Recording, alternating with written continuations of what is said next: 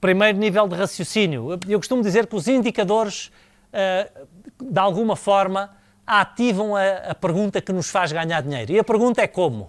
Ativam os comos. Porque a partir do momento em que eu estou a monitorizar o meu nível de ativos e que eu quero fazer subir o meu nível das vendas sobre ativos, ou seja, menos ativos, mais vendas, eu começo a pensar como é que eu posso reduzir o número de ativos que eu preciso para gerar estas vendas. Ou como é que eu posso aumentar as vendas sem aumentar os ativos. Ou pelo menos, aumentar as vendas num ritmo maior do que eu aumento os ativos. Para quê? Para que o meu rácio vá progredindo em vez de degenerar. Depois temos o raciocínio sobre as vendas. Quais são as alavancas que eu posso usar para fazer crescer as vendas? São essencialmente 4 alavancas. São 4 alavancas para aumentar as minhas vendas. Depois podem-se desmultiplicar em muitas outras, mas comecemos pelas 4 básicas.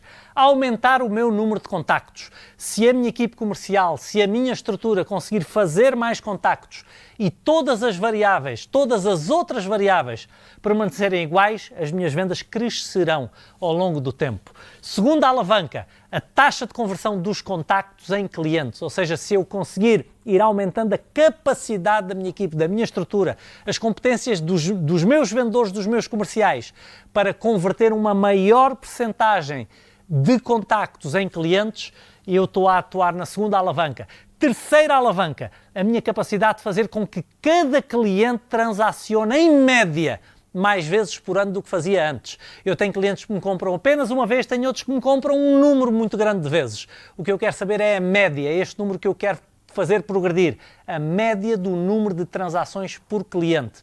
Porquê? Porque quanto maior o número de transações por cliente, melhor eu estou a servir esse mesmo cliente e maior volume de vendas eu estou a ter. E a última de todas, o ticket médio, ou seja, o valor médio de transação, o valor médio das minhas faturas. São as 4 formas que eu tenho de alavancar as vendas, não há outras. Cada uma delas depois se pode desmultiplicar, mas a partir do momento em que eu meço o meu número de contactos, a minha taxa de conversão, o número médio de transações por cliente e o valor médio de transação, eu ativo o meu como. E são 4 alavancas para estimular as minhas vendas. Para estimular os meus lucros são só 2 alavancas. São só 2 alavancas. Aumentar os proveitos, baixar os custos. Aumentar as vendas, o volume de vendas, baixar as despesas. São 2 alavancas para os lucros. Já para os fluxos de caixa operacionais são 5 alavancas. 5 alavancas. Então nós temos em rigor 11 alavancas para fazer crescer os nossos resultados. São 11 coisas que eu posso fazer. Quais são as 5 alavancas do fluxo de caixa operacional? Em rigor as 11 não são 9. Sabe porquê? Não são 11, são 9. Sabe porquê? Porque 2 destas são as do lucro.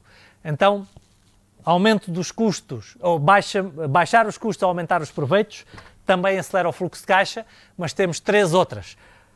Receber o mais depressa possível, manter os inventários o mais curtos possível e esticar a negociação dos meus prazos de pagamento para os prazos mais largos possível. Não se zangue comigo, por favor, eu não estou a ensinar os seus clientes a não lhe pagarem e a não lhe pagarem a tempo. Aquilo que eu defendo sempre é, vamos usar o nosso poder negocial para combinar o prazo mais largo que for possível, mas cumprir escrupulosamente esse prazo. Porquê? Porque a minha reputação depende disso e porque eu devo também aos meus fornecedores esse respeito, de lhes pagar no prazo combinado. Agora, a única coisa que eu estou a dizer é que estas alavancas não fui eu que as criei. Estou-vos a explicar tecnicamente como é que se usam. E eu não posso prescindir de uma alavanca só porque acho que não é bonito. Eu não posso prescindir de uma alavanca só porque não quero que me façam a mim. Eu volto a dizer, combine com os seus fornecedores. Se eles estiverem de acordo é porque está bem para os 2 lados. Se eles não estiverem de acordo, encurta um pouquinho o prazo de pagamento. Mas na medida em que gira estas 3 alavancas junto com o custos e proveitos, acelera o seu fluxo de caixa. E precisa de acelerar? Precisa. Porque é com fluxo de caixa que paga as contas, é com fluxo de caixa que paga os salários e é o fluxo de caixa que pode reinvestir no crescimento futuro da sua empresa. Então a sua empresa depende essencialmente do fluxo de caixa que é capaz de gerar. Então, com 9 alavancas, eu asseguro o crescimento da minha empresa.